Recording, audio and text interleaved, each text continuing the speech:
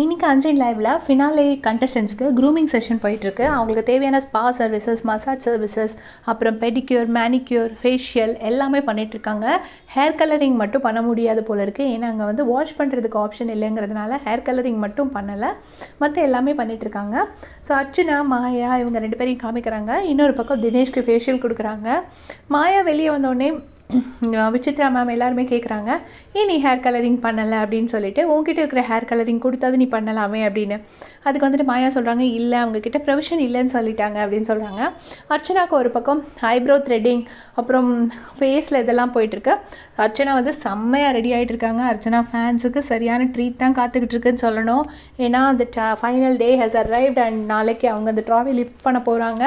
டெஃபினட்டாக அர்ச்சனா தான் வின்னருங்கிறது நமக்கு எல்லாருக்குமே கிளியர் கட்டாக தெரியும். ஏன்னா யூடியூப் போல்ஸ், ட்விட்டர் போல்ஸ், எந்த போல்ஸ் பார்த்தீங்கன்னாலும், ஃபேஸ்புக் போல்ஸ் எங்கே எடுத்து பார்த்தாலுமே அர்ச்சனா வந்து மேசிவ் லீடிங்கில் இருக்காங்க.